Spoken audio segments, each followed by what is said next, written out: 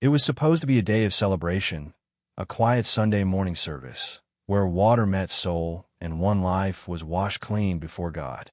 The congregation gathered with bowed heads, children fidgeting in the pews, elderly saints whispering hymns under their breath. Pastor Elijah Moore stood beside the baptismal font, smiling gently as he prepared to immerse a young boy into the waters of faith. But what happened next would remain a mystery for nearly 3 decades. The boy stepped into the water, and Pastor Elijah was gone. There was no splash, no scream, no sign of struggle. One moment, he was speaking, in the name of the Father, and the next, only silence and ripples remained. The sanctuary erupted in confusion. Search teams combed the entire church, even draining the font and removing the altar stone. Nothing. No body. No blood. No evidence. It was as if he had been erased, mid-prayer, from both space and time. The police called it unexplainable. The congregation called it divine. And the boy, now traumatized, never returned to church again. Over the years, rumors grew like weeds around the edges of the truth. Some claimed Elijah had staged his own disappearance. Others believed he was taken, not by men, but by something else. The font was sealed, the church eventually abandoned. But believers still came, lighting candles at the locked doors, whispering that the waters still held his spirit. For 28 long years, nothing surfaced, until the day the old stone cover cracked open on its own during a rare thunderstorm, and his Bible was found inside. It was untouched by mold or time, dry, preserved, and resting at the bottom of the font as if placed there the day before. But what truly shook the investigators was the page it lay open to. Isaiah chapter 43, verse 2. When you pass through the waters, I will be with you. The ink was not smeared. The margins were annotated in Pastor Elijah's handwriting, dated the morning of his disappearance. And one line had been circled in red. You are mine. What really happened in that sacred moment of baptism? Where did he go? And how did his Bible find its way back? Through stone, silence, and sealed history. Today, we uncover the haunting and unforgettable story behind one of the most inexplicable disappearances ever recorded in a house of worship. A story not just about faith, but about the space between this world and whatever listens beyond the water. The days following Pastor Elijah's disappearance were marked by a silence more chilling than any outcry. The church, once filled with hymns and sermons, echoed only with unanswered questions. Authorities investigated thoroughly. Helicopters swept the nearby woods, divers searched the underground water lines, and cadaver dogs were brought into the sanctuary. But there was no sign of struggle, no indication that he had fled, no evidence that anyone else had been involved. It was as if the earth had swallowed him whole, right there in front of more than 60 witnesses. The baptismal font, built from solid marble in the late 1800s, was examined inch by inch. It held no trapdoors, no hidden passage, no mechanical flaws. The only unusual element, the water. A pale, almost silver sheen hovered over it for hours after the incident. When samples were tested, the results were inconclusive. No toxins, no foreign materials, just water. But those who touched it swore they felt something more, a tingling, a heaviness, something spiritual or spectral. The congregation was divided. Some abandoned the church entirely, too shaken by what they had seen. Others returned the next Sunday, convinced they had witnessed a divine ascension. But for the elders, those who had known Elijah for years, the weight of his absence was unbearable. They knew he had been faithful, grounded, and loving. He was not a man to run. He had no secrets to hide. And above all, he had always said that baptism was the holiest moment a soul could ever stand in. No one expected it would be the last place he was ever seen. Over time, the church was shuttered. The building, though structurally sound, became a place of pilgrimage for those seeking answers. Teenagers dared each other to sneak inside at night. Paranormal investigators recorded inexplicable audio, whispering voices, water dripping where none existed, and once, a low hum matching the final note of Elijah's last hymn. Still, no proof could explain his vanishing. And the font, sealed under church authority, remained untouched for nearly 3 decades, like a locked grave without a body. Then came the storm. On the 28th anniversary of Elijah's disappearance, Lightning struck the chapel steeple. The shockwave cracked the stone over the baptismal font.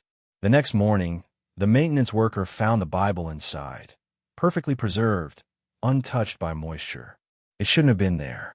And even if it had somehow survived that long submerged, the ink should have run. But the pages were crisp. The note in the margin circled only one word: mine. That was the moment everything changed. Word of the Bible's reappearance spread quickly, igniting old memories and reigniting the mystery that had long haunted the town. News crews swarmed the scene, skeptics called a hoax, and religious leaders arrived in quiet pilgrimage, some just to touch the book, others to kneel beside the font. But for those who had known Elijah personally, the find felt like more than closure. It felt like communication, as if he had never truly left, as if the font had been holding not just a book, but a message. Among those who returned was Miriam Hall, the woman whose son had been in the baptismal waters the moment Elijah vanished. Her boy, now a grown man named Jacob, had never spoken publicly about what he saw that day. But after the Bible surfaced, he agreed to a private interview, and what he shared left even the most hardened journalists shaken. "I didn't see him disappear," Jacob said, voice trembling. "I saw him step into something, like the water opened, like it was calling him, and he wasn't afraid." Jacob described the moment as slow, not sudden, like time shifted. Elijah's body shimmered, like heat rising off pavement, and then nothing.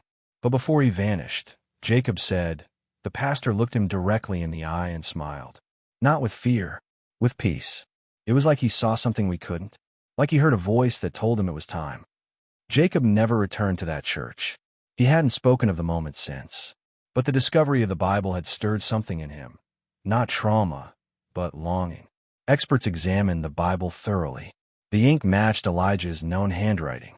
The annotations were personal, reflective, clearly part of his morning devotion. But one entry, written on the inside of the back cover, puzzled everyone. It was a prayer, but unlike any known verse. "If the water is the door, let the word be my anchor. If I am taken, let me be taken whole." No one had seen those words before, and yet they sounded like a farewell. Meanwhile, strange things began happening in the church. Visitors claimed to hear water trickling behind the walls, though the plumbing had long been removed. One night, a priest left alone in prayer heard a voice whisper his name, not from the room, but from the font. When he approached, the surface of the water shimmered, and for a moment, he swore he saw Elijah's reflection, standing in a place that didn't match the chapel behind him. As word spread of these new events, the Vatican quietly dispatched a small team of investigators. Not exorcists, but archivists, theologians, and spiritual analysts tasked with studying unexplained phenomena tied to sacred spaces. Among them was Father Matthias Crane, a man known not for superstition, but for his calm, methodical approach to what the Church calls spiritual anomalies. He spent the first day simply sitting by the baptismal font, reading through the Bible Elijah had left behind, page by page. What he found wasn't demonic. It wasn't divine either. It was something else, a pattern. Certain verses had been marked over time, always referencing water, passage, calling, and surrender. Scriptures that hinted not at death, but at transformation. Father Matthias proposed something that made even his peers uncomfortable. What if Elijah hadn't been taken from the world, but into another layer of it? A space between, a liminal place. Not heaven, not earth, just water, the most ancient boundary of all. He began to see the font not as a relic, but as a threshold, a portal not of fiction, but of faith. This theory grew stronger when technicians used ground-penetrating radar to scan beneath the church floor. What they discovered defied logic. A hollow pocket directly beneath the font, filled not with soil or stone, but with liquid, roughly 2 meters wide, completely sealed. No known access point, no geological reason for it to exist. And when they lower a microphone into the chamber, they captured one sound, faint, almost imperceptible. A breath. One single human breath, followed by silence. Father Matthias didn't sleep that night. He sat in the sanctuary, staring at the font, hands folded in his lap. At one point, he stood and dipped his fingers into the water. It was warm, too warm, as if something alive had recently passed through. He whispered a prayer, then turned to leave, but paused when he saw wet footprints leading from the font to the front pew. No one else had been there. The doors were locked from the inside. The footprints faded after just 4 steps. But to Father Matthias, it was a message. He had been there. By dawn, the church closed the site once more. Officially, it was for structural reinforcement. Unofficially, it was to stop the public from entering something they no longer understood. But the team remained, working quietly, studying the echoes in the stone, testing the water that never evaporated, and reading the verses Elijah had circled so many years ago, especially the last one, underlined 3 times in red. Deep calls unto deep. It wasn't just scripture anymore. It was evidence, a code, a voice answering back. Not long after, new anomalies began to emerge. In other churches, in distant places, with no connection to Elijah's chapel, pastors reported spontaneous flooding of their baptismal fonts. No broken pipes, no rainfall, just water rising silently overnight. In Kenya, in the Philippines, in Germany. And in each case, the same pattern followed. Dreams among the faithful of standing in ankle-deep water, hearing the sound of a man praying, not in fear, but in calm surrender. Back in the United States, a former deacon named Joel, once a close friend of Pastor Elijah, came forward with a secret he'd kept for 28 years. On the morning of Elijah's disappearance, they had prayed together. Joel said Elijah had confessed feeling something he couldn't explain. It wasn't fear, he said. It was like an invitation, like something was asking to be let in, or maybe asking to let him through. Elijah had said one final thing before leaving the room. If I go today, don't look for me. Just listen. Joel had dismissed it as poetic anxiety. Now he wasn't so sure. The Vatican team returned to the font one last time. This time, they brought an instrument used in sacred acoustics, designed to record not sound, but resonance within stone structures. When placed beside the font, the device registered a low, constant hum. Not natural, not mechanical, rhythmic, like breathing, like heartbeat. They played it through special filters, and the results stunned them. The hum matched the cadence of a recorded sermon given by Elijah just days before he vanished. Not the words, the rhythm of his voice. At that moment, a silence fell across the sanctuary so absolute, so total, that even the birds outside the stained glass windows stopped singing. Father Matthias turned to his team and said, "He's not gone. He's still preaching, just not here." That night, he left a single candle burning beside the font and walked away. No one extinguished it. No one dared. And by morning, the candle was still aflame, though the wick had burned out hours before. As the investigation deepened, a recurring theme began to emerge in every document, testimony, and dream. Water as passage, not destruction. In ancient texts from early Christianity, hidden within non-canonical letters and suppressed writings, water was sometimes described not just as a symbol of rebirth, but as a boundary between realms. One such text, attributed anonymously to a desert mystic in the 3rd century, read, "When the soul is clean enough to hear the breath beneath the waves, the water will no longer reflect, it will reveal." The Vatican archivists took note. This was no coincidence. It was a pattern repeating across centuries. At the same time, the investigators made a final, chilling discovery. In the sealed pocket of Elijah's recovered Bible, the kind sewn into the inside of the leather cover, there was a small, folded letter. It was unopened, addressed simply, "To the one who hears." Inside, a short message in Elijah's handwriting. "If the call returns, do not respond in fear. I saw the hand. I heard the name. What waits on the other side of water is not death. It is truth without form. No date, no explanation, just ink and silence." From that moment on, every attempt to explain the phenomenon using science failed. The water's temperature remained stable regardless of environment. The font no longer dried out. It refilled itself gradually, drop by drop, as if remembering a shape it once held. The acoustics of the sanctuary changed subtly. Voices carried longer. Footsteps echoed slower, and a constant pressure lingered in the chest of anyone who stayed too long. Not heavy, not painful, just known, like standing beside something awake. Theologians began to speculate quietly that what Elijah encountered was not a vision, nor a hallucination, but a threshold between dimensions of faith, between where prayer ends and where whatever hears it begins. They referenced obscure passages of Job, of Ezekiel, and even apocalyptic verses from Revelation, suggesting that Elijah had touched something timeless, something the early prophets only described in fragments. The font, then, was not just a tool of ritual, but a map, a memory of something older than doctrine. As news of the findings leaked into spiritual circles, people began to visit the ruins again, not as tourists, but as seekers. Some came with questions, others with grief, but a few came because they had heard something. In their sleep, in silence, in dreams soaked with water. One woman, a former atheist, left a note on the altar after visiting. I used to believe in nothing, but last night, I heard him say my name, not in a voice, in a ripple. I believe now, and I'm listening. As the months passed, strange phenomena began to ripple beyond the church itself. Reports of baptisms interrupted by inexplicable silences grew more common.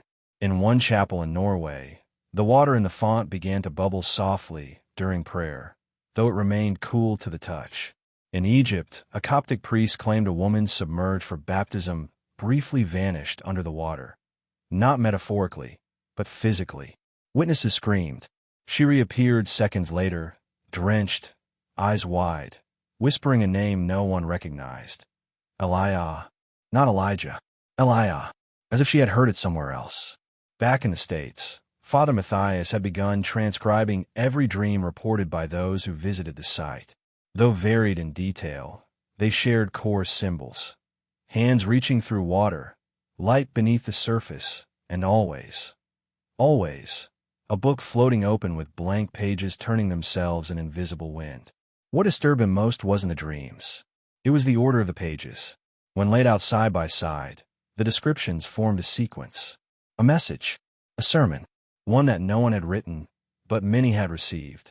Among the dreams was a child's drawing, left anonymously at the font. Crude, simple, a figure standing on water, not walking, arms raised. Beneath him, not fish, not stone, but eyes, dozens, watching, each one open, each one weeping. The image sent a chill through the team.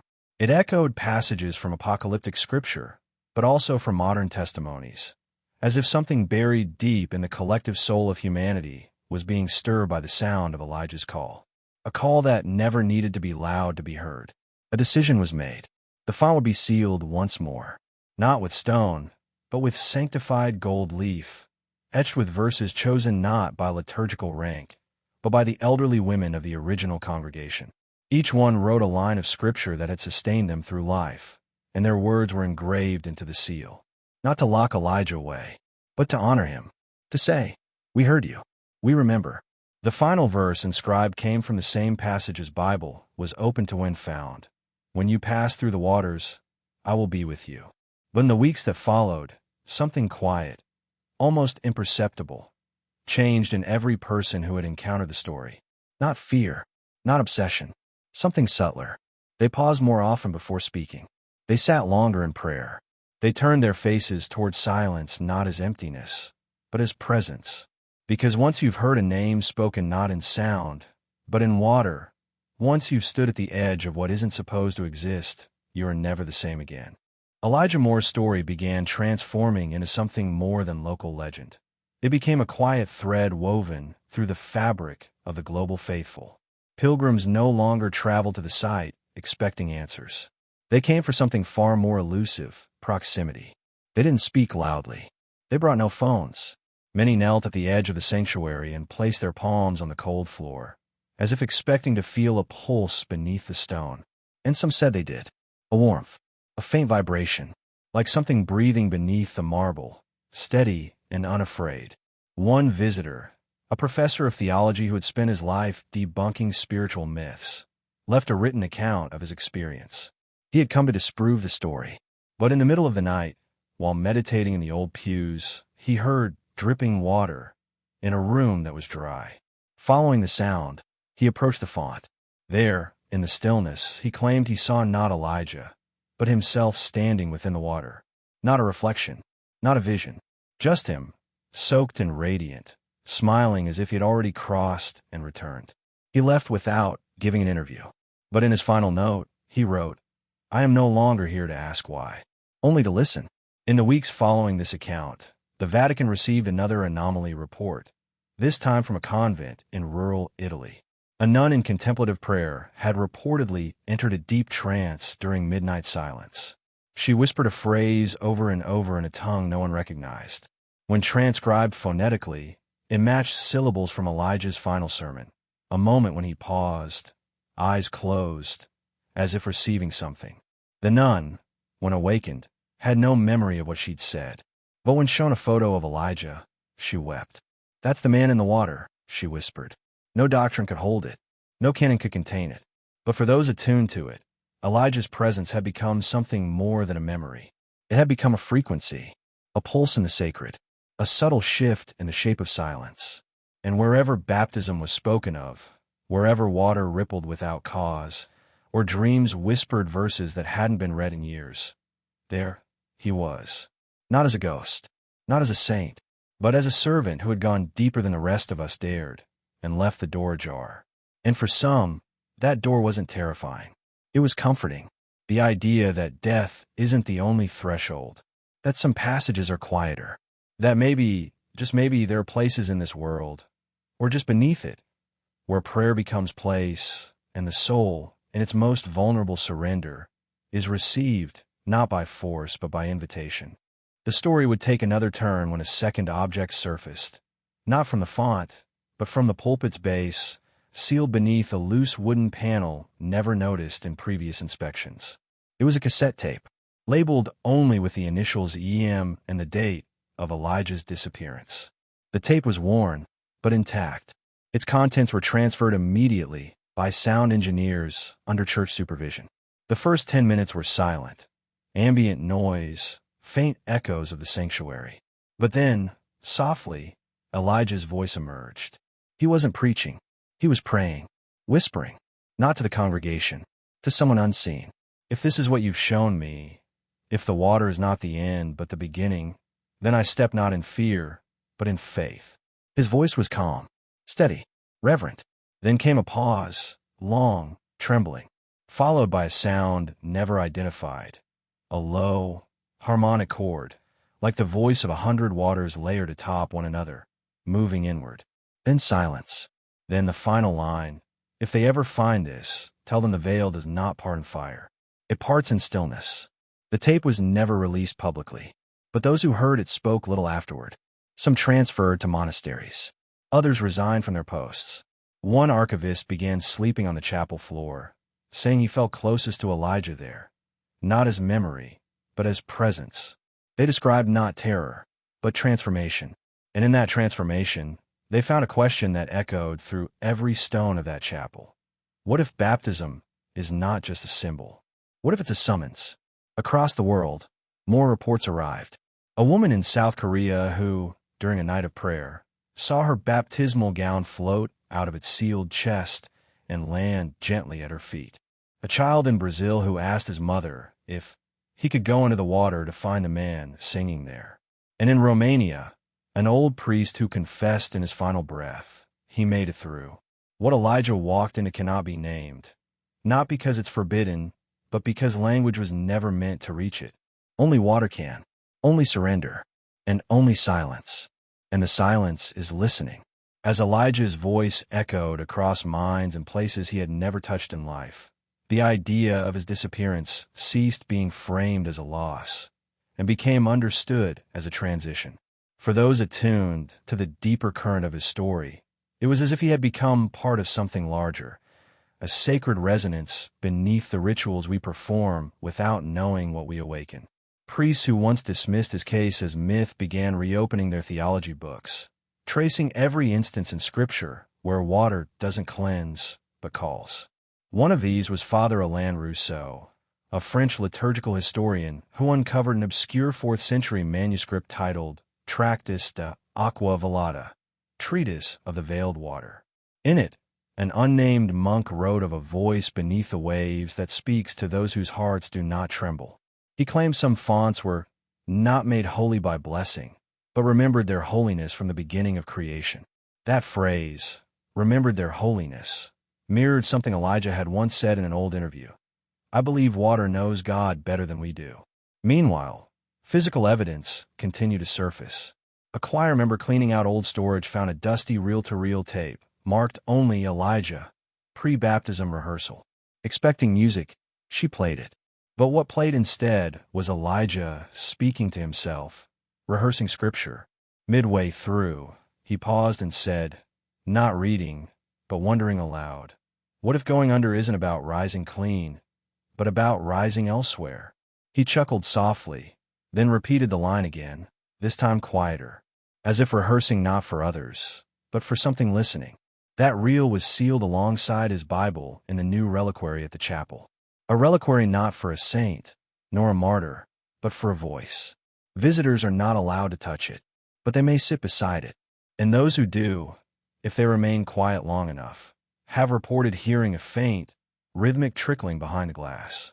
No pipes, no leaks, just the sense that something, somewhere, is still moving, still flowing, as if the sermon is still unfolding, not on paper, but beneath time itself.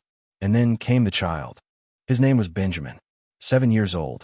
No known connection to Elijah, no family ties to the church. His parents had brought him from out of state, hoping to visit the chapel after reading about it online. They expected a quiet afternoon. Instead, as they entered the sanctuary, Benjamin froze at the edge of the font. His hands trembled. His eyes welled with tears. When his mother asked what was wrong, he whispered, with total calm, "I know this place. I've been here before." They had never visited, but he walked directly to the font and touched the edge as if greeting something alive. Then he looked at the priest accompanying them and asked, "Where did the man in white go?" The priest, startled, asked what man. Benjamin responded, "The one who smiled when he disappeared. He said the water would sing if I ever came back." He then placed his ear against the marble. Seconds passed, and then the child began to hum. A slow, soft melody none of them recognized. But the priest, Father Matthias, did. It was the tune Elijah had sung during his final sermon. The same cadence, the same pauses. Benjamin had never heard the recording. Tests were run. Interviews were held. But there was no explanation, only the hum. And the child's final words before leaving, "He's not gone. He's waiting. Not behind us, below us." That moment became the final confirmation for many, not just of Elijah's fate, but of his continued presence. The font had never been a monument. It had been a passage, and Elijah had not crossed alone. He had crossed first. The Vatican has since ceased all public commentary on the case. But internally, the documents are still updated, classified under aqua vocans, the calling water, and new entries arrive every year. Not because of Elijah alone, but because his story unlocks something ancient, something sleeping beneath ritual, something we forgot, but that never forgot us. And so the question remains, not where did he go, but when will we listen closely enough to hear the next whisper rising from the stillness, beneath the water? With each new report, each whisper, each echo, each unexplainable moment, the narrative of Elijah more moved further from legend and closer to what some quietly began calling sacred evidence. It was no longer confined to the font or the church where he vanished. Patterns of resonance, symbolic dreams, and inexplicable water phenomena were now appearing around the world, often centered in places of intense faith, silence, or grief. But it was in these deeply human moments, of sorrow, of birth, of surrender, that Elijah's presence was most often felt. In Lisbon, a widowed man who hadn't spoken in 6 months attended a small baptism for his newborn grandson. As the child was immersed in the water, the man suddenly stood, closed his eyes, and whispered, "He's not preaching anymore. He's listening now." When asked what he meant, he didn't respond, only stared into the font, where the water had begun to ripple though no one had moved. Doctors called it a stress response. But the priest officiating that day wept during the benediction, unable to explain why. Elijah's last sermon was transcribed and read anew. But this time, people saw it differently. The pauses were longer. The verses he chose, once seen as routine, now seemed prophetic, particularly the one he had repeated at the end, "Be still, and know that I am God." He had spoken it not as instruction, but as farewell. Scholars began analyzing the rhythm of his voice, discovering a subtle metrical shift every time he said still, as if drawing the word from somewhere deeper than speech. In New Zealand, a woman who had never heard of Elijah reported a dream in which she stood ankle-deep in a sea of stars. A man in white robes stood nearby, silent, holding a closed Bible and smiling gently. When she woke, her sheets were soaked, not in sweat, but in clean water. Her apartment showed no signs of a leak. She described the man's face to her pastor, who showed her Elijah's photo. She fainted. Upon waking, she said only, "He was waiting for me to listen." These weren't isolated incidents. They were converging, quietly, but unmistakably. The veil between the physical and the sacred, once firm and silent, now pulsed with presence. Elijah had become more than memory. He had become invocation. And water, once symbolic, now literal, had become the thread between the voice and the listener. At the heart of it all remained the font, sealed, sanctified, revered, yet no longer viewed as stone and water, but as threshold, a doorway for those who no longer needed proof, only permission. People who knelt beside it weren't asking for miracles. They were acknowledging something they already felt. That faith doesn't always move mountains. Sometimes it opens stillness. And inside that stillness, something ancient stirs, something aware. A final experiment was conducted in secret. A sound engineer, not religious, not even curious, was invited to record the chapel one last time using ultra-sensitive, low-frequency microphones. He placed them beneath the altar, near the font, along the wooden pews. For hours, there was only ambient silence. But when the room emptied and all light was extinguished, the microphones picked up a vibration. Soft, intermittent, measured, not mechanical, not natural, a pattern. When the data was analyzed, the waveform resembled a heartbeat. Not constant, not regular, but unmistakably human. He played it back for the theologians overseeing the project. None spoke. One wept. Father Matthias simply folded his hands and whispered, "He's still in there. Not trapped, just present, closer to us than breath." The engineer, shaken, deleted the file, not out of fear, but reverence. "Some things," he said, "aren't meant to be recorded, just received." Now, the story of Elijah Moore is told only in whispers, passed between those who understand that faith sometimes defies narrative. That water holds memory. That prayer, when deep enough, opens more than hearts. It opens doors. And those doors don't creak or crash. They ripple. Elijah didn't vanish. He listened so deeply, the stillness answered. In the months that followed, the chapel was never officially reopened, but it was never truly closed either. People began arriving at odd hours, not in crowds, but one by one, quietly, as if drawn by something they couldn't name. They didn't speak. Most didn't even approach the font.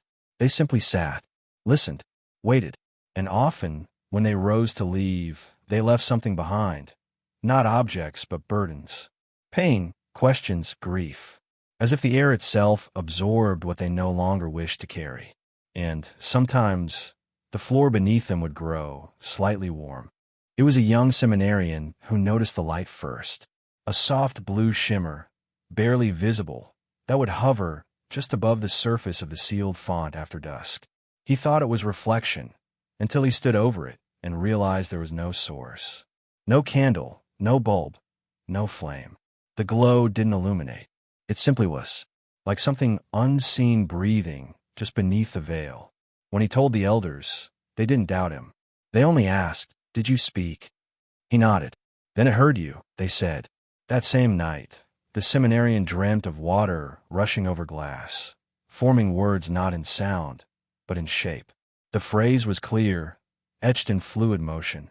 Faith is not the answer. It is the permission to ask. He awoke sobbing. He had never considered faith as a language of invitation, only obedience.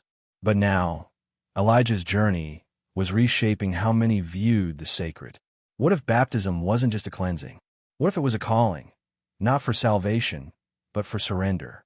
Scholars began to wonder aloud what few dared to write, that perhaps Elijah had been the first to fully yield, not to ritual, but to silence itself. That in the moment he stepped into that font, he was not taken. He responded. To what? No one could say. But more and more, people spoke of stillness as if it were alive, as if silence wasn't empty at all, but full of listening, of waiting, of a presence that speaks only to those who no longer need words. And still, the font held the shimmer. Not every night. Only when someone came with questions they could no longer form. The greatest shift came not in what people saw, but in how they heard. In Tennessee, a woman battling late-stage cancer visited the site unannounced. She had not told anyone she was coming. She didn't light candles, didn't kneel. She simply stood beside the font and whispered, "If he made it through, so can I." She returned home the next day. Her condition remained unchanged, but her family noticed something had lifted. Not the illness, but the fear. She smiled more, slept deeply, and when asked why, she simply said, "Because now I know, the veil listens back." In Argentina, a deaf teenager woke in the middle of the night and began drawing compulsively. Water, eyes, a man standing on ripples. He'd never heard of Elijah, never read his story. But when his mother saw the sketches, she recognized them immediately. She had visited the chapel as a child. The boy pointed to the figure in his drawing and signed. He sang without sound, and I heard it. His mother wept. She hadn't told him anything, but somehow he had heard. At this point, it was clear Elijah Moore had not vanished into nothing. He had become something, not a myth, not a ghost, a tone, a thread in the stillness, a presence too subtle for proof, too consistent for coincidence. And for those attuned to it, the font was no longer a place. It was a response, a space where grief no longer echoed, because something was already echoing back. Not everyone hears it. Not everyone is meant to. But for those who do, life shifts. The urgency quiets.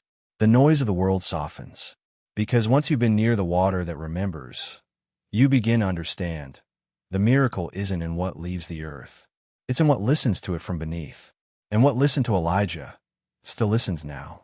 By now, the story of Pastor Elijah Moore no longer belonged to one church, one town, or even one faith. It had become a quiet current flowing beneath the surface of spiritual thought across the world. Ministers, monks, rabbis, and imams who had never spoken to each other began to report similar feelings. An awareness during prayer that something was listening not from above, but within. Not loud, not demanding, just present. It was as if the stillness beneath all traditions had begun to harmonize, and Elijah was its first note. A physicist in Geneva, unaffiliated with religion, was studying resonance in sacred architecture when she picked up an unexplained frequency in abandoned sanctuaries across 4 continents. She called it the Elijah signature in her private notes. A subsonic pulse, imperceptible to the human ear, but measurable and identical. In churches that had once reported water phenomena, she had no spiritual framework for what she found. But after visiting the chapel where Elijah vanished, she never returned to her lab. She now lives in silence at a remote retreat in Iceland. Her final published words, "I found the edge of language, and something was waiting on the other side." In Jerusalem, a rabbinical scholar found parallels to Elijah's disappearance in ancient Midrash texts. Stories of prophets who entered water not to wash, but to depart. One verse described a servant who entered the presence below without dying, because he had already emptied himself in full. The phrase stunned him. He whispered aloud, "That's exactly what baptism asks of us." The connection had never seemed literal, until now. He began to refer to the chapel not as haunted, but as remembered, a place where something holy had once passed and left a trace behind. A monastery in Tibet began a daily observance of the listening hour, not tied to any doctrine or theology. Just silence, water, and breath. One monk who had never left the compound described in perfect English, a language he had never learned, a man standing in a pool of light, holding a book. The elder monks recognized the figure from a photograph brought by a pilgrim months earlier. It was Elijah. When asked what the man had said, the monk responded, he asked nothing. He just heard everything. Elijah Moore had become more than a vanished man. He had become the embodiment of a forgotten truth, that silence is not absence, it is invitation. And still, the font waits. Not in expectation, not in sorrow, but in the same posture Elijah left it, open. Those who visit now come not to understand, but to experience. Some bring loss, some bring doubt, some bring no belief at all. Yet many leave changed, not because of miracles, but because of recognition, as if something inside them had always known that beneath ritual, beneath structure, beneath even words, there is a voice, and it does not speak, it receives. One night, a boy no older than 6 sat beside the sealed font with his grandfather. He asked why the water was gone. His grandfather smiled gently and said, "It isn't gone. It's just listening now." The boy tilted his head, as if considering something larger than he could explain. Then, he whispered back, "I hope it hears me." He said nothing else for the rest of the visit. But the next morning, when he woke, he told his mother he had dreamt of walking on water. Not like Jesus, but like Elijah. Not above it, but into it. The church, in its wisdom, no longer tries to explain what happened in that sanctuary. There are no plaques, no formal liturgy, only space. Space to feel, space to sit, space to say nothing and mean everything. Because Elijah Moore's greatest sermon wasn't the one he preached. It was the one he surrendered to, the one without words, without certainty, without the need to return. And perhaps that's the real message, that faith is not about being rescued from the deep, but about trusting who is listening within it. The font remains still, the silence remains full, and if you listen closely, beneath your questions, beneath your fears, beneath your breath, you just might hear him listening back. It was an aging gravedigger who perhaps put it best. He wasn't religious, had never met Elijah Moore, but after visiting the chapel one rainy afternoon, he sat beside the font, staring at the seal with a kind of reverence usually reserved for burial grounds. When asked why he'd come, he simply said, "Because I bury people for a living, but this is the first time I felt someone rise." He didn't elaborate. He didn't need to. Some truths don't come in explanations, only presence. His words spread quietly, quoted in a footnote of a forgotten article. But those who read it felt something stir. The idea that Elijah hadn't been taken, but had risen, not upward but inward, changed everything. It reframed the narrative from tragedy to transcendence, from mystery to invitation. Not an ending, but a crossing. And that simple sentence, "I felt someone rise," became etched in the memory of all who heard it. As if rising no longer meant escape, but awakening. Pilgrims began to leave notes around the font. Not prayers, not petitions, but echoes. Lines like, "I lost my son and thought God was silent, but now I know silence is where he waits. I don't believe, but I feel. Thank you for proving that surrender doesn't always mean the end." They weren't speaking to Elijah. They were speaking through him, as if his crossing had opened something within them too. Not a wound, a window. And across every continent, in small churches and great cathedrals, baptisms began to feel different. Not dramatic, not strange, just deeper. Children sat longer in the water. Parents wept more often, without knowing why. And priests lingered in silence after the rites, their hands trembling not from fear, but from something harder to name, recognition. As if, for just a moment, they had stepped where Elijah stepped and understood. No miracles, no fire from heaven, just stillness. And in that stillness, the shape of a man who listens so deeply to the holy, that the holy listened back. One final story emerged, and those who heard it never forgot it.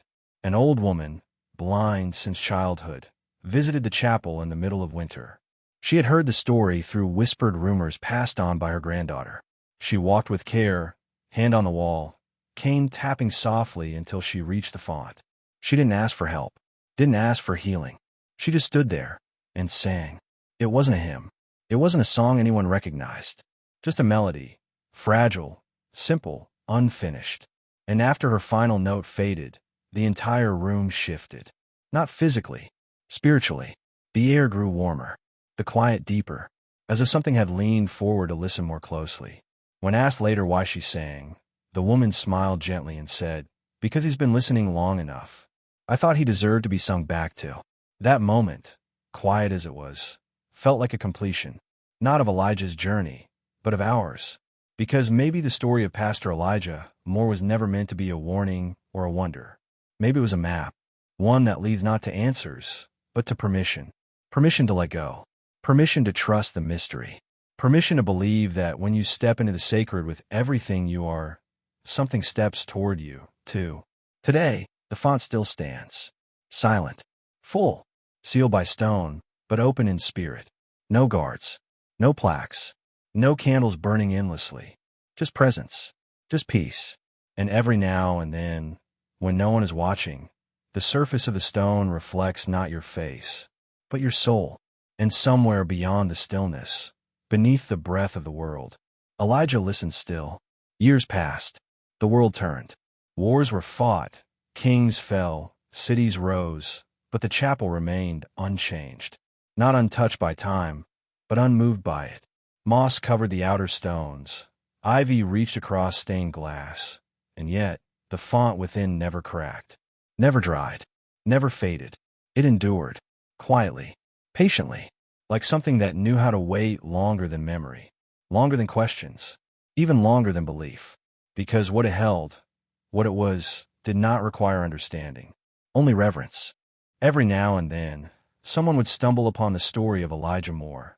Through rumor, through an old newspaper clipping, or through a dream they couldn't shake. And they'd come. A traveler. A wanderer. A skeptic. They'd sit in the chapel for hours without saying a word. And when they rose to leave, something in their face would be different. Softer. Lighter. As if they'd left something behind. Or as if something had been left with them. One such visitor was a former hospice nurse, who had spent decades sitting beside the dying. She came not looking for answers, but because, in her words, all my patients say the same thing when they go. I hear something under the silence. She never understood what they meant, until she touched the font. Her knees buckled. Not from power, from recognition. She had heard that same silence 1,000 times in hospital rooms. Now she knew. It was not silence at all. It was him. That changed everything. Because if Elijah wasn't just in the water, but in the stillness of the end itself, then maybe all of it, the font, the vanishing, the dreams, the whispers, was never meant to point backward. Maybe it was always pointing forward, to where we all go. And maybe, just maybe, we don't go alone. And now here you are, still watching, still listening. Perhaps you came for a story, perhaps for an answer. But what you found is something greater, a presence. One that has no name, no shape, no explanation, and yet speaks directly to the deepest part of you. Not through sound, but through stillness. That sacred hush beneath the noise of the world. That quiet heartbeat behind every prayer you've ever whispered in the dark. Because Pastor Elijah Moore did not disappear. He crossed, willingly, fully, and without fear. Not as escape, but as an offering. A letting go so complete, the water had no choice but to remember him. And the silence had no choice but to echo him. And now, wherever people bow their heads, step into water, or sit in sacred spaces and ask without speaking, he is there. Not to answer, not to explain, but simply to listen. That is his legacy. Not miracle, not mystery. Listening. So if someday you find yourself alone, on the edge of something too wide, too quiet, too unknown to name, don't be afraid. Just step forward and listen back. Because if you do, you may just hear it. The water, the breath, the voice beneath the veil. Still, waiting. Elijah. In the decades that followed, stories of Elijah's presence began surfacing in places far from the chapel. A child in Kenya, too young to speak fluently, reportedly walked into a rain puddle and whispered, "This feels like the man who listens." A prisoner in solitary confinement, locked away for years, claimed that during a moment of utter despair, he felt someone sit beside him. Invisible, yes, but not absent. He didn't hear words, only a feeling. You are not forgotten. Later, when released, he journeyed across the ocean just to stand by the baptismal font, tears streaming down his face. He didn't speak. He only placed his hand on the stone, closed his eyes, and nodded, as if confirming something he already knew. It became clear that Elijah's presence was not confined to a single place. He had become something woven into the spiritual fabric of those who had the courage to sit in silence long enough to hear beyond their fears. His story, once considered a ghost tale or unexplained disappearance, transformed into a living parable, a reminder that sometimes the most powerful sermons are the ones not spoken. That true transformation often comes not from being told what to believe, but from being heard when you no longer have the strength to speak. One winter, a theologian from Norway published a book titled The Font That Remembers. In it, she suggested that Elijah had not vanished from life, but into a deeper one, not through death, but through devotion so profound it changed the spiritual laws around him. Her words shook religious academia. She argued that the story challenged not the credibility of miracles, but the definition of them. Perhaps the greatest miracle isn't the suspension of nature, but the alignment with something far more eternal, a stillness older than time, and a man brave enough to meet it without resistance. Over time, spiritual leaders from across traditions began quietly incorporating moments of Elijah's silence in their rituals. No words, no music, just intentional space to listen, not to preach, not to ask, simply to listen. And it was in those moments, subtle, sacred, uninterrupted, that many began to weep without understanding why, as if something dormant inside them had been acknowledged, not judged, not analyzed, just heard. And that was enough to begin healing. And so, from the lips of the curious to the hearts of the broken, the story kept moving, not like a shout through the streets, but like a hum in the soul. A sacred breath passed from one soul to the next. And always, it led back to Elijah. One of the most moving accounts came from a soldier stationed in a war-torn region of Eastern Europe. He had not prayed in years. Trauma had hardened his heart. But one night, sheltering from gunfire, he felt a stillness settle over the chaos. A stillness he later described as an impossible calm, like water untouched by storm. In that moment, he closed his eyes and whispered, "If anyone is listening, I don't want to be angry anymore." A few weeks later, during leave, he traveled thousands of miles to the chapel. When he arrived, he didn't approach the font. He simply lay on the cold stone floor and slept for 8 hours, uninterrupted. When he awoke, he said it was the first peace he'd felt since childhood. Elijah Moore had become more than a man. He had become a mirror, reflecting back the part of us that remembers the sacred before we were ever taught it. He was not worshipped. He was not canonized. He was recognized in every quiet act of courage, in every surrender to the unknown, in every moment someone chose to trust the invisible and found they were not alone. And in that recognition, Elijah did what no sermon could ever do. He restored the holiness of stillness. There were no relics, no sacred bones, no museum displays or guided tours, just a room, a font, and a silence that felt more like a presence than an absence. People stopped trying to explain it. They simply experienced it. And in that experience, something opened inside them, like a door that had always been there, but only now had a name. A door that said, "Come with your questions. I won't answer. I'll just hold them with you." And maybe that's what Elijah had done that day. Maybe he didn't step into mystery to escape the world. Maybe he stepped deeper into it to hold space for the rest of us, for every shattered prayer, every unanswered cry, every aching silence. Maybe the font was never meant to be solved, only shared. And in that sharing, its power would ripple outward forever. Because in the end, the story of Pastor Elijah Moore is not about vanishing. It's about being found, in silence, in stillness, in the sacred space that listens back. Some say the font began to change after that. Not in shape, not in form, but in feel. Visitors described it as warmer, deeper, even alive. One woman claimed that when she placed her hand on its edge, she didn't feel stone, she felt a pulse. Not her own, not imagined. A steady rhythm, like the quiet heartbeat of something ancient and awake.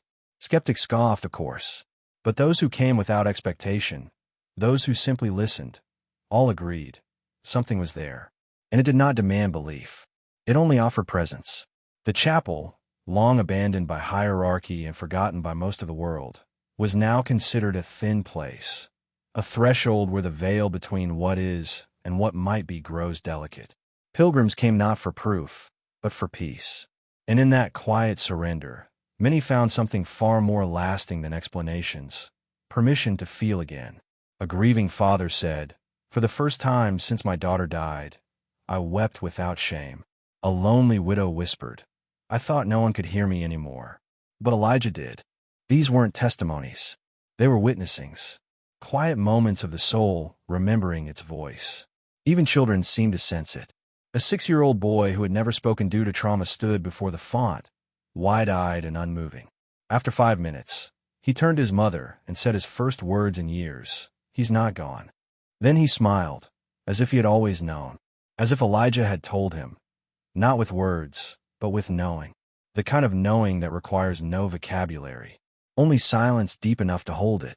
And so the legend grew, not as a fire that burns wild, but as a candle that refuses to go out, passed gently from one heart to another, across generations, across beliefs, across borders.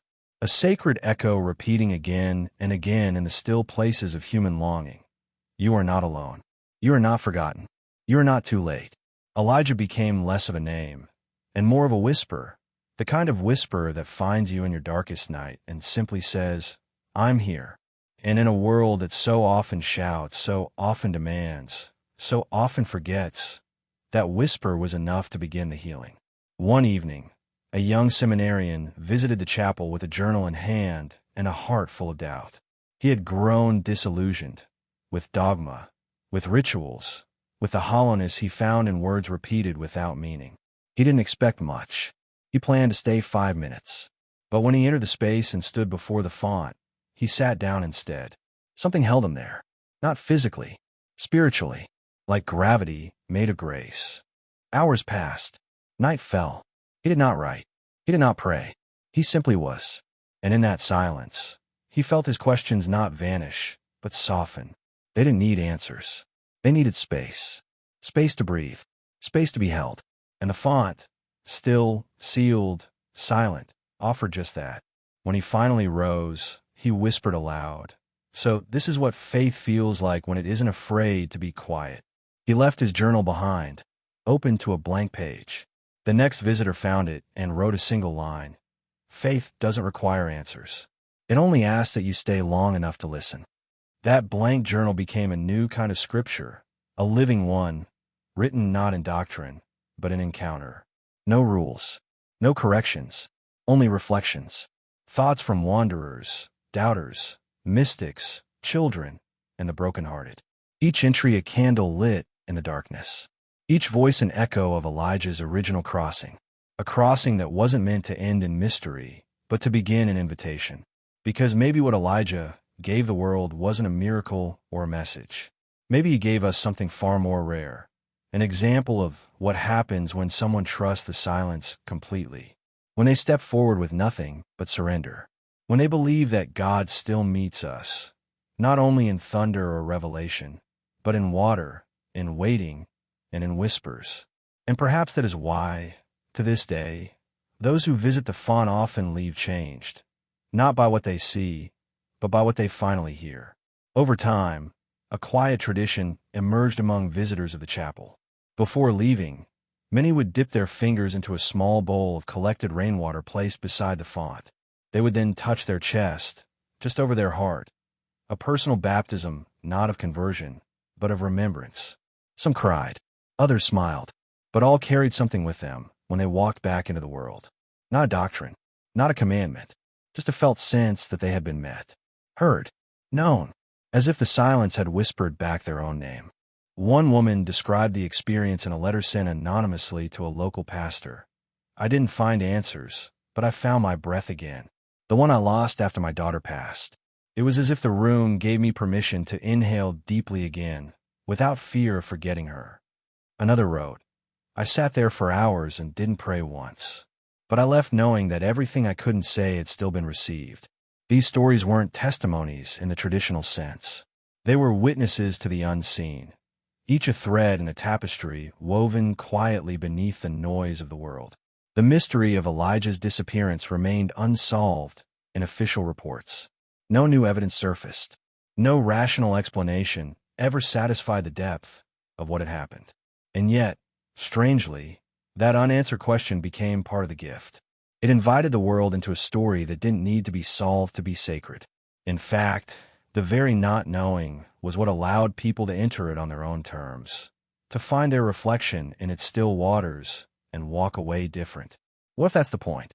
That some stories exist not to close the gap between heaven and earth, but to widen it, just enough for wonder to slip through, just enough for us to remember that mystery is not the absence of truth, but the presence of something too large, too holy, to be contained in language.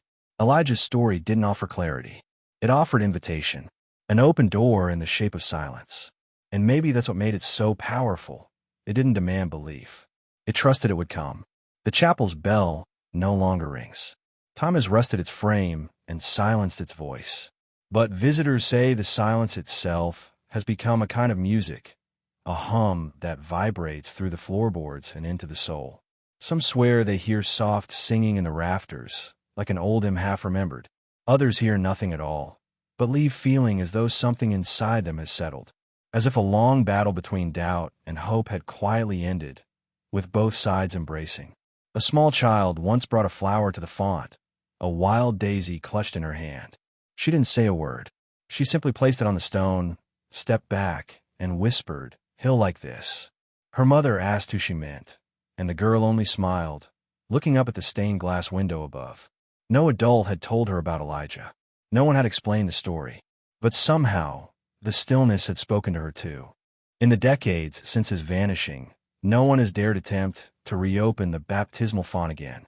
It remains sealed, not out of fear, but respect, as if everyone instinctively understands that what rests beneath it is not meant to be disturbed, not because it is dangerous, but because it is whole, complete, touched by something that transcends even death, something that once moved through a man named Elijah Moore, and now moves through the hearts of those who come seeking something they don't yet have words for. Priests, poets, atheists, widows, children, all have come, all have left something behind, and all have taken something with them. The chapel doesn't record names. It doesn't keep guest books. It doesn't proclaim itself holy. But the people who enter its silence rarely leave the same. They may not know what happened that day Elijah vanished, but they feel it, in their bones, in their breath, in the strange quiet that clings to them long after they return home. Because the truth of Elijah's story was never just about his disappearance. It was, and always will be, about what was found in his absence. Years later, a sculptor from South America visited the chapel. He was not religious.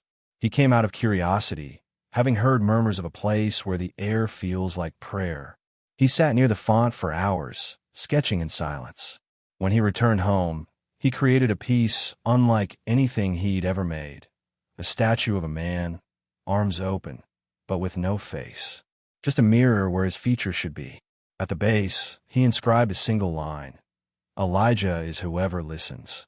The piece was never exhibited in a gallery. He donated it anonymously to a children's hospital, where it now stands in a quiet garden. The statue became a place of pilgrimage for children battling terminal illness. Not because they understood the story, but because they felt something when they touched it. One nurse noticed that kids who spent time near the sculpture often slept better afterward. Another said that a boy who hadn't spoken in weeks simply pointed to it and whispered, "That man heard me." Word spread quickly, and families began to visit not just for healing, but for being heard, for being allowed to sit in silence without having to explain their pain. A theologian later wrote, "Elijah's absence became more powerful than his presence ever could have been. In vanishing, he became a canvas upon which others projected their most honest questions and found them met with grace." That sentence traveled far.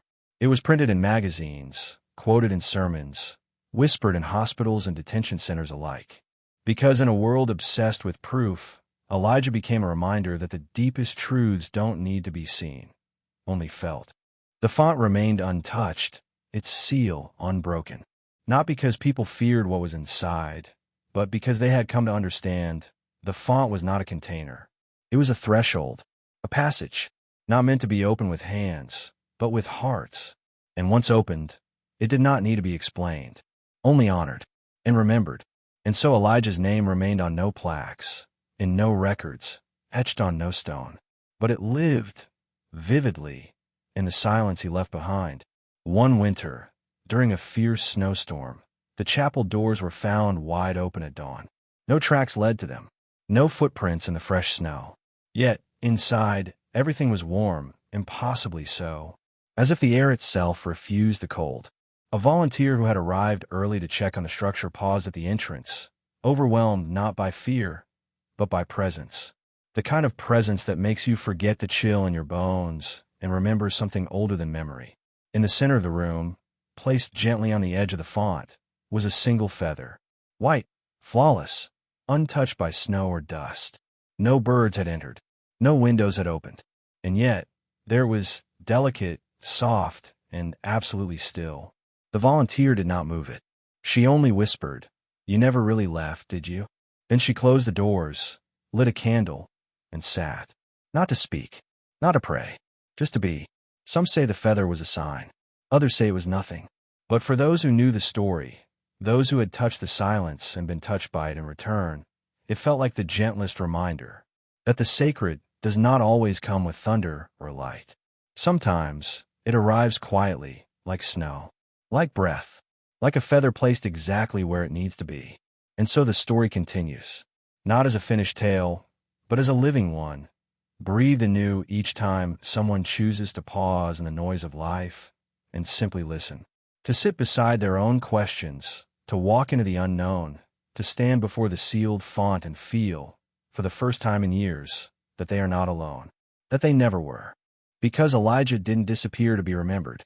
He disappeared so we could remember what it means to be still, what it means to be seen, and what it means to be loved without explanation. Decades after Elijah vanished, a child who had once been baptized on that very morning, now a grown man in his 50s, returned to the chapel. His life had taken him far from faith. He'd become a teacher, a father, a man of logic who never spoke publicly about what he witnessed as a boy. But something in him had stirred. A dream, maybe, or a silence too heavy to ignore. When he entered the chapel, it was empty, as always. The font stood unchanged. Time hadn't touched it. He approached slowly, hands trembling not from fear, but from something deeper, reverence mixed with longing. He knelt, and for the first time since he was 7, he allowed the memory to fully return, not just the image of Elijah disappearing, but the feeling that had surged through him at that exact moment. Not terror, not confusion, but peace. A peace so absolute it felt unnatural, or perhaps more natural than anything else he had ever known. As tears welled in his eyes, he whispered the words he'd kept hidden all his life. He didn't leave. He crossed. The room responded not with sound, but with presence. A warmth behind him, a knowing beside him, an embrace without arms. He remained there for hours, not speaking, not moving. And when he finally stood, he left something behind, not an offering, but a truth, written in his own handwriting on a slip of paper, placed gently into a small crack in the chapel wall. It read, "Some baptisms wash away sin. Mine washed away fear." That note was never removed. It became part of the chapel, like the echoes, like the silence, like the stories. Because Elijah's disappearance was never the end of a mystery. It was the beginning of a map, not one drawn with ink or stone, but with moments like these, where the unseen meets the seen, and something ancient gently breathes through the cracks in our understanding. And to this day, every person who walks into that chapel brings with them their own version of the story, but leaves carrying something shared, a lightness in the chest, a stillness in the mind, and the overwhelming sense that they, too, had been baptized into something sacred. Now, when the wind moves through the chapel's broken window panes, it doesn't howl. It sings, low, steady, and almost melodic, like an old hymn forgotten by time, but remembered by the stones. Tourists sometimes record the sound, hoping to capture something supernatural. But playback never matches the moment, because the miracle was never meant to be replayed. Only received, in person, in presence, in silence. Every so often, someone leaves a small object at the font's edge, a photograph, a ribbon, a letter, a ring. Not for Elijah, But for whatever it was they met there, the part of themselves that had been waiting to be found. There are no sermons, no services, just stories, carried in quietly, and carried out even quieter. A shared secret between soul and spirit, never needing to be spoken aloud to be known. And so, Elijah's story doesn't end. It echoes through every whispered prayer, every unanswered question, every trembling hand that touches the font hoping not for proof, but for peace. It is not a tale of death or disappearance. It is a tale of crossing, of what happens when faith becomes deeper than words, when silence speaks louder than certainty. Perhaps that's what the sealed baptismal font truly holds. Not just a Bible, not just a mystery, but a mirror. One that reflects back not Elijah's face, but ours. Not what was lost, but what still waits to be discovered inside each of us when we choose to step into stillness and listen. Because maybe Elijah didn't vanish. Maybe he simply went ahead, and in doing so, left the door open, quietly, gently, for the rest of us to follow. In the silence left behind by Pastor Elijah's disappearance, something eternal was born, not just a legend, but a living space where mystery and memory danced side by side. His vanishing during what should have been the most sacred of acts did not extinguish faith. It reignited it in the hearts of those who dared to stand where he once stood. Because sometimes the absence of answers leaves behind the pure space for belief to bloom. And in that sealed baptismal font, untouched, unshaken, lies not just a Bible, but the echo of a calling that still reaches us. What we carry from this story isn't just awe or curiosity.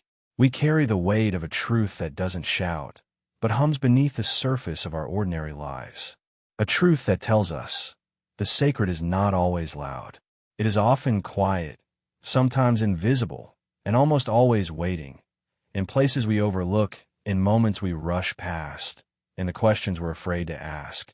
Elijah's disappearance didn't close a door. It revealed one. And through that door, many have walked, with grief, with hope, with doubt clinging to their skin like a second soul. But all have left different.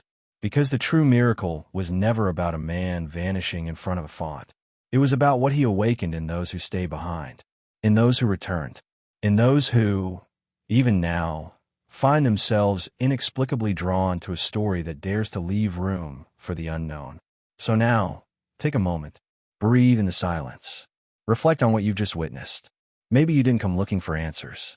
Maybe you just needed a reminder that even in the sealed places of your life, something sacred still stirs. That within the still water, within the mystery, there may be something waiting just for you. A name, a peace, a voice that speaks only in echoes, but somehow feels like home. If this story found its way into your heart, stay with us. Subscribe to the channel for more journeys like this. Like the video if something inside you moved, even just a little. And share in the comments what this tale awakened in you. Because maybe, just maybe, what Elijah left behind wasn't a mystery. It was a mirror. And now that you've looked into it, what will you choose to see?